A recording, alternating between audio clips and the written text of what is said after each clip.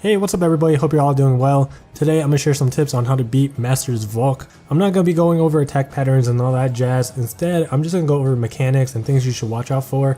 I'm assuming that you have already beaten Expert Volk, so most of his attacks in Masters shouldn't come as a surprise to anybody. His attack pattern will be different, but the type of attacks are pretty much the same. He does have ridiculous amounts of HP, but the fight itself is not very hard at all. Now I will briefly cover teams real quick because the affliction resistance in your team is very important in this fight. You're going to want at least one stun res and one sleep res character. You can do 3 and 1 or 1 and 3, but preferably I would recommend 2 and 2. The meta in pubs right now, it seems like at least one Marth has taken the stun res slot and Halloween Lowen has taken one sleep res slot in every single team. Usually what I see people do is 2 Marths, Lowen, either Ezalith, Nobunaga, or Chrom. Emma equipped with healer share skills can replace Lowen. There's a lot of characters that are viable, so don't think that these are the only characters that work. They are just the ones that are very popular among pub rooms right now. You can still use off-meta characters like Yuden and Naveed. One share skill I would recommend for at least one member on the team is Ranzel skill 1. It deals good damage, inflicts poison, and most importantly of all, it has the ability to dispel. That's going to be very important for dispelling Volk's strafe buff so that nobody dies in one shot. Some of Volk's abilities that you need to understand is Plague and Life Drain. Plague is a unique affliction that is only seen in Volk fights. When a player is afflicted with Plague, they become more susceptible to status ailments. So for example, if your stun res character gets plagued, then they become more susceptible to stun until Plague wears off or is 100% cleansed. Do note that standing around nearby players when Plague wears off will spread the Plague effect to them. Not only does this apply to players, but it also applies to Volk. If you stand next to Volk when Plague wears off, then you can inflict Plague onto Volk. Just like how players become more susceptible to status ailments when afflicted with Plague, it will do the same to Volk. Afflicting Volk with Plague is going to be extra important if your plan is to either stun or sleep him during certain parts of the fight. You might ask, how do you cleanse Plague? Well, basically you need somebody to heal it off. Getting healed will either reduce the Plague bar duration or can possibly completely cleanse it depending on how strong the heal is. His second ability is Life Drain. Basically, Volk has some attacks that can drain health, mainly his physical attacks, and there's also Blood Moon and Steel Vitality. It's very important to know that if he life drains a player inflicted with Plague, then Volk won't be able to drain any health. In addition to that, the Plague effect will spread onto Volk, so purposely getting hit by life drain attacks while being plagued is a great way to spread Plague onto Volk. There's also a few other nuances regarding this ability that I'll mention later on.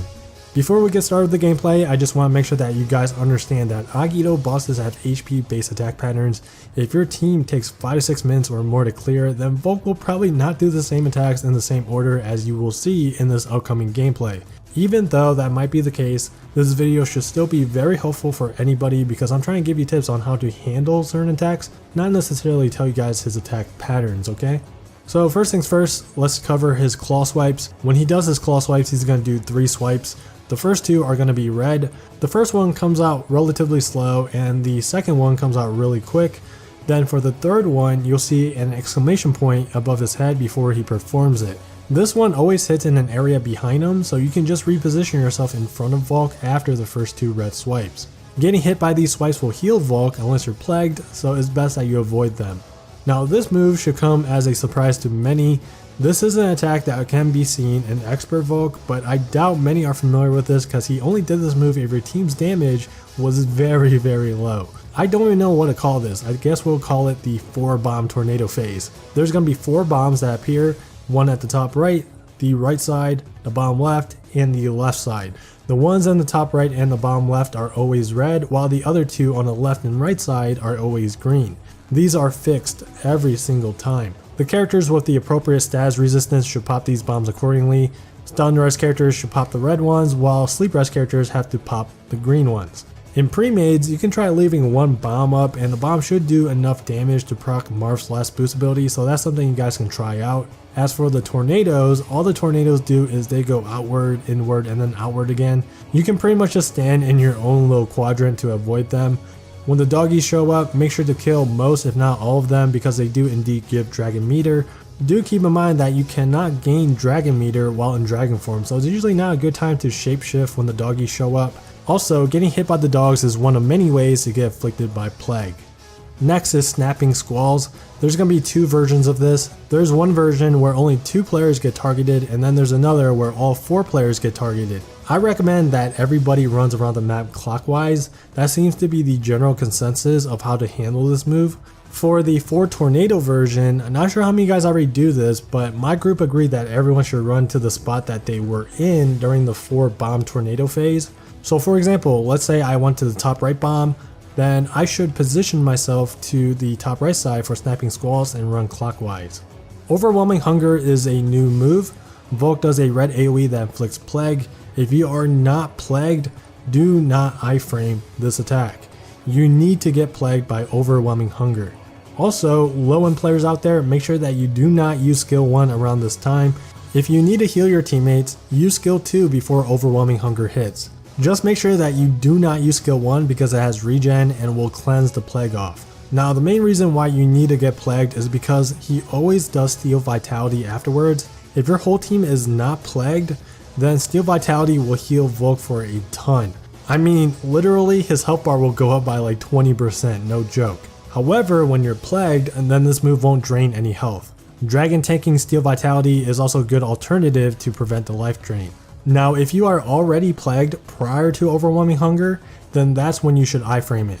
Getting hit by Overwhelming Hunger while already plagued will inflict poison onto your character. When poisoned, your life bar will literally go down to about 1 HP, so you're probably going to end up dying to steal vitality unless somebody stuns Volk. Resentment phase in Masters Volk has red lines, swipes, and this time bombs show up at the bottom. The pattern of the bombs are always the same. The first set of bombs are 3 red bombs, second set are all green, then the third set has 2 greens and 1 red in the center. When you see the red lines show up during the third set of bombs, you want to immediately run outside into the fog so that you can get afflicted by plague, assuming that you aren't plagued already. This is to prepare you for the upcoming Steal Vitality attack. Now the last move that we're going to talk about is Blood Moon. This is where your team has to destroy the orb in time or else you basically instantly lose. During Blood Moon, he's going to life drain your whole team constantly. There's a few ways to handle this. If your whole team gets plagued on purpose from the doggies before Blood Moon, then you can probably break the orb in time because it won't be able to regen. If your team isn't plagued, then you can try your best and burst down the orb with high damage skills such as Crown Skill 2, Dragon skills, or something like that. The third way, and it's probably the easiest way, is to have a player plague Volk and then use Arctos to stun him out of Blood Moon. I mean, I guess technically the easiest way would be to actually clear Volk before he does Blood Moon, but you know, not everybody's going to be able to do that, obviously. And yeah, I think that's pretty much it. I hope this video was helpful.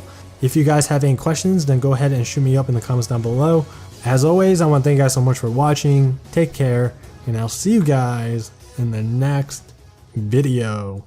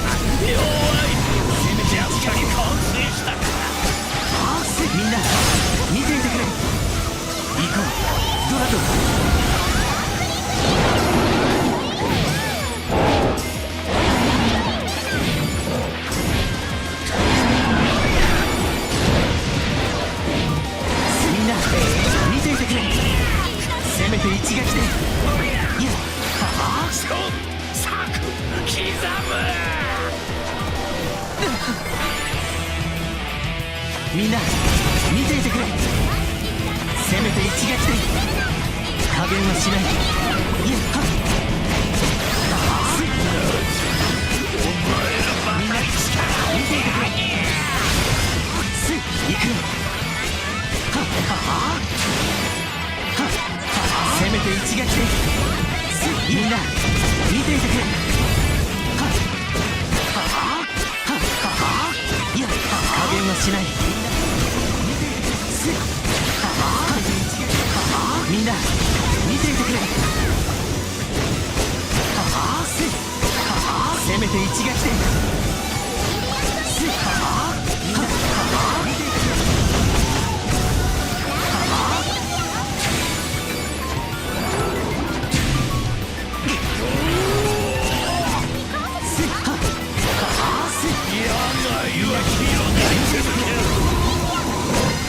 せめて一撃で。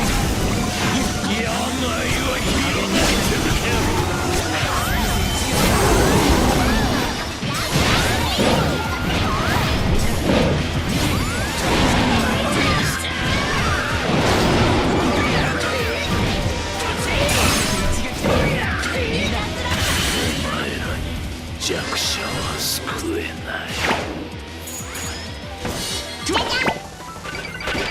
どうかな。おお、この勝利みんなのおかげだ。